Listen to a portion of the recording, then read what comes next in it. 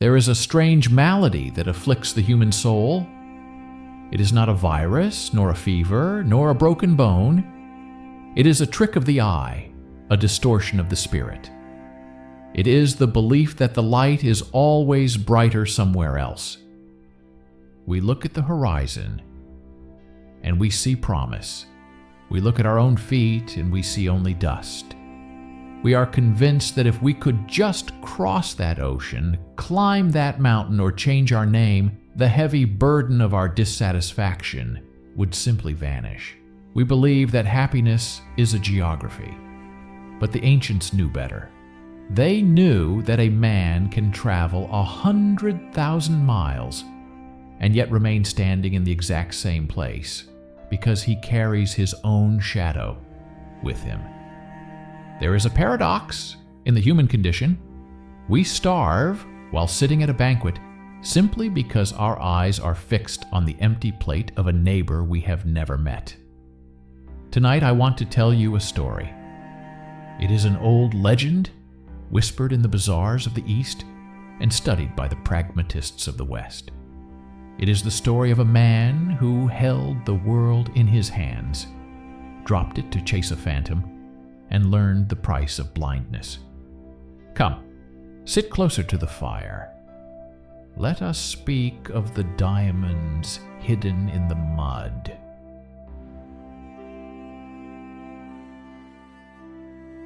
Long ago, in the ancient lands near the river Indus, there lived a man named Al-HAFED. Al-HAFED was not a king, but he lived like one. He owned a vast farm, fertile and green. His orchards bent low with the weight of pomegranates and figs. His fields were carpeted in grain that rippled like gold in the wind. He had a loving family, respect in his village, and wealth enough for 3 lifetimes. Al-HAFED was a contented man because he was wealthy, and he was wealthy because he was contented. The circle was complete. One evening, an old Buddhist priest came to visit Al-HAFED. They sat by the hearth as the embers glowed, sipping tea and discussing the mysteries of the universe. The priest, perhaps testing the farmer's spirit, began to speak of diamonds. "A diamond," the priest whispered, his voice trembling with a strange reverence, "is a congealed drop of sunlight. It is the most precious substance in all of creation. If you had a diamond the size of your thumb, you could purchase the county. If you had a mine of diamonds, you could place your children upon thrones. You could command the world." The priest finished his tea and went to bed. But Al-HAFED did not sleep. That night, a strange transformation took hold of him. He lay in his bed, staring at the ceiling, but he did not see the roof of his home. He saw visions of crowns and power. He looked at his beautiful farm, the orchards, the grain, the garden, and suddenly it all looked like poverty. He was rich, yet he felt poor. He was contented, yet now he was starving. Why? Because he desired what he did not have. The seed of discontent had been planted, and it grew with terrifying speed. By morning, Al-HAFED had made a decision. He sold his farm. He sold his orchards. He entrusted his family to neighbors and took the gathered wealth of his entire life, turning it into gold coins. He left his home to search for diamonds. He traveled to the mountains of the moon. He trekked through the dusty plains of Palestine. He wandered through the great cities of Europe, asking everyone he met, "Where can I find the river that runs over sands of diamond?" Years passed. His youth faded. His clothes turned to rags. The gold coins, once a heavy weight in his purse, dwindled one by one until there was nothing left but lint and regret.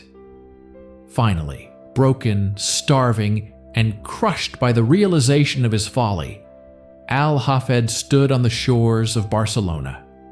He looked at the great tide rolling in through the Pillars of Hercules. he had found no diamonds. He had found only hunger and loneliness. Overcome by the misery of his search, he cast himself into the incoming tide and sank beneath the waves, never to be seen again. But the story does not end there. Back in Persia, the man who had purchased Al-Hafed's farm was leading his camel into the garden to drink from the clear brook that ran through the property. As the camel drank, the man noticed a flash of light. There, submerged in the black mud of the shallow water, was a stone. It was not particularly beautiful on the outside. It looked like a rough, black rock. But a ray of sunlight hit a broken corner of it, and it flashed with all the colors of the rainbow. The man picked it up. A pretty crystal, he thought. He took it inside and placed it on his mantelpiece as a decoration, then went back to his work. Days later, the same old priest who had visited Al-Hafed returned. He entered the room and stopped dead in his tracks.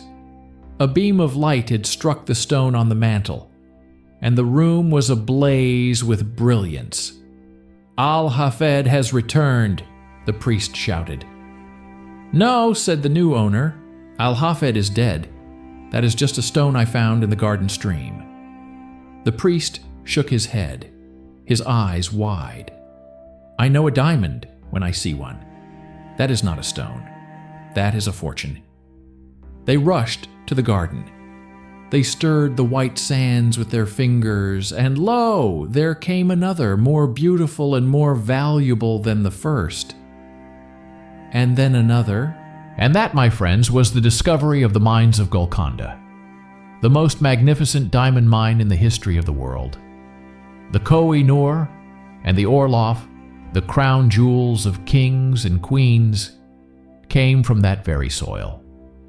Al-Hafed had been standing on acres of diamonds. He sold them to look for them. He died searching for what he had left behind.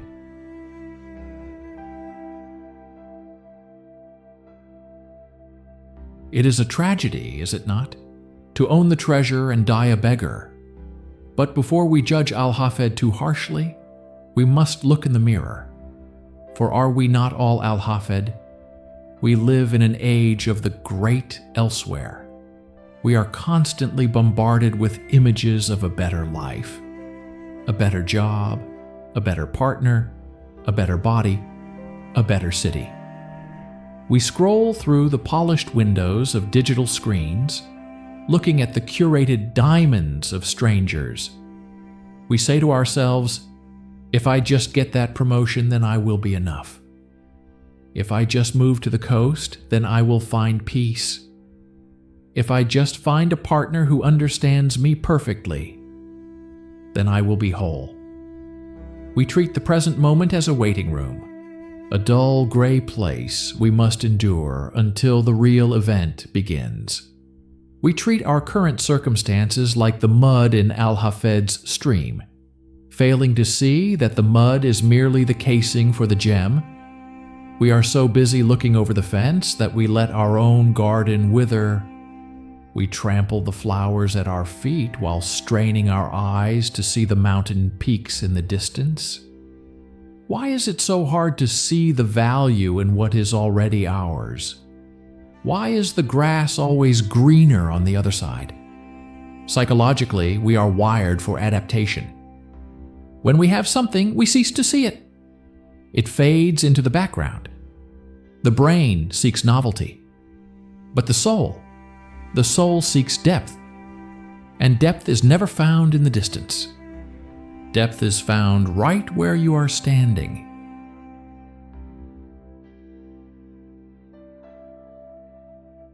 What can we learn from the tragedy of the farmer and the triumph of the heir? How do we stop running and start seeing? Here are 3 truths to carry with you. The Stoic philosopher Seneca once wrote to a friend who felt that traveling would cure his sadness. How can you wonder your travels do you no good when you carry yourself around with you. We often believe that a change in place will result in a change of state, but you cannot outrun your own mind. If you are unhappy in the city, you will likely be unhappy on the beach eventually. The scenery changes, but the lens through which you view it remains the same. Al-HAFED traveled the world, but found nothing because he brought his poverty of spirit with him. The new owner never left the farm, yet he found everything because he had the eyes to see. The lesson: stop asking, "Where should I go?" and start asking, "How should I see?" The coordinates of your happiness are internal, not external. Do you remember the detail about the stone? The new owner found a black rock. It didn't look like a diamond. It needed to be cut, polished, and seen in the right light. In our lives, opportunities rarely look like opportunities. They look like hard work. They look like problems. A difficult relationship is not a wasteland. It is an opportunity to cultivate patience and deep empathy. A boring job is not a prison. It is a training ground for discipline or a funding source for your true passion. We expect our diamonds to come pre-cut and sparkling, delivered on a velvet pillow. But reality hides its treasures in the rough. The lesson: do not despise the mundane. Do not hate the black stones in your life, the struggles, the routines, the ordinary days. Polish them with gratitude and attention, and you will see them catch the light. In Zen, there is a saying: the treasure house is in your own pocket. Al-HAFED owned the mine, but he didn't own the realization. Ownership is nothing without awareness. You can have the love of a good family, the health of a strong body, and the freedom of a clear mind, but if your mind is fixated on what you lack, you are destitute. We often think that ambition means wanting more, but true ambition is the capacity to extract more from what you already have, to find the infinite in the finite, to find the extraordinary in the ordinary. The lesson: before you sell your farm to wander the world, dig in your own garden. Re-examine your current skills, your current relationships, your current environment. There is a vein of gold you haven't tapped yet because you stopped digging too soon.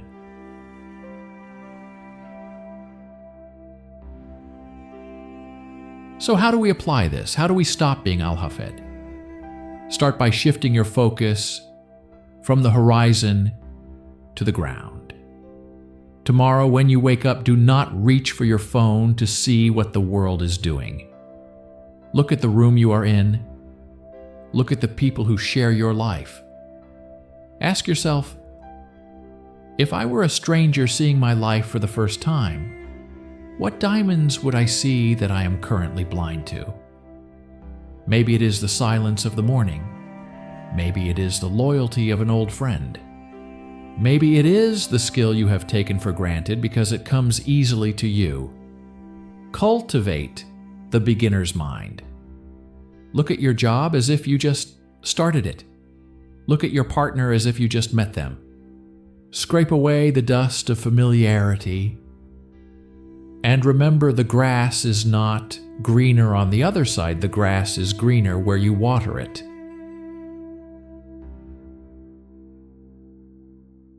We are all seekers. It is in our nature to explore, to grow, to reach. There is nothing wrong with dreaming of a better future, but let us not be seduced by the lie that the future is the only place where life happens. You do not need to cross the desert. You do not need to sail the 7 seas. You do not need to be someone else to be worthy of a beautiful life.